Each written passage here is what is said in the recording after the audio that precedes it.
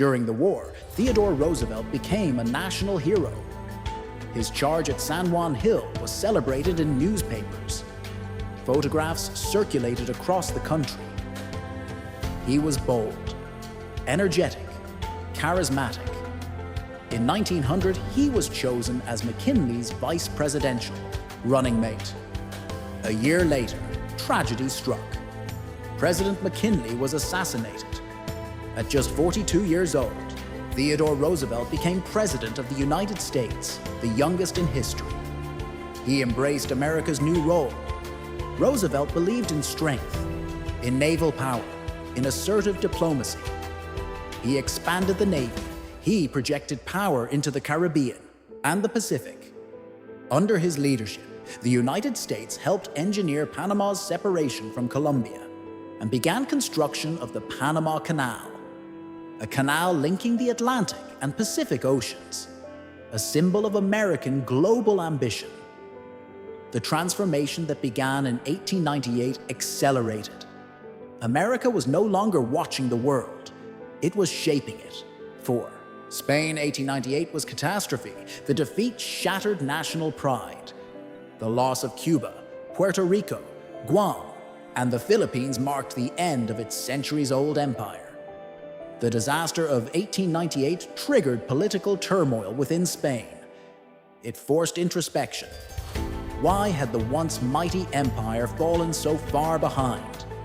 Industrialization had lagged. Military modernization was incomplete. Political divisions weakened the state. The war exposed these weaknesses brutally. Spain would never again be a dominant global empire.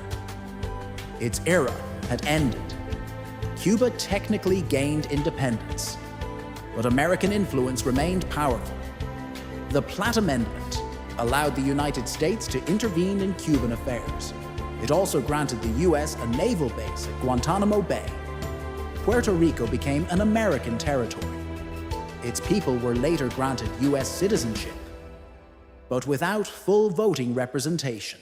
In Congress, the Caribbean had become part of America's strategic perimeter.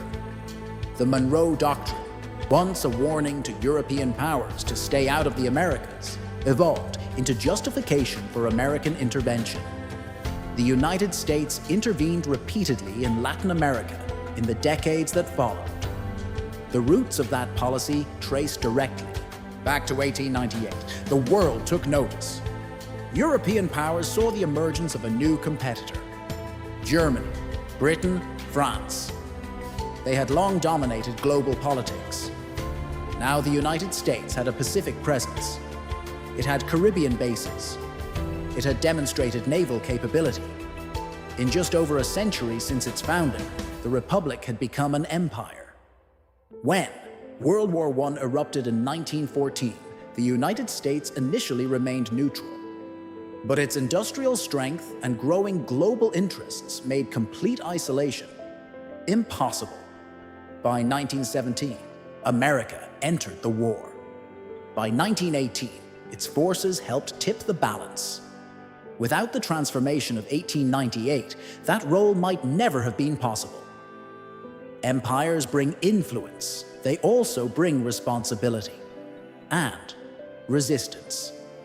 In the Philippines, fighting officially ended in 1902, though sporadic resistance continued. The United States governed the islands for decades before granting independence in 1946. In Cuba, political instability continued. In Puerto Rico, debates over status persist even today. The Spanish-American War solved immediate strategic questions, but it opened long-term political complexities. America's foreign policy would never again be purely domestic. From 1898 onward, global engagement became permanent.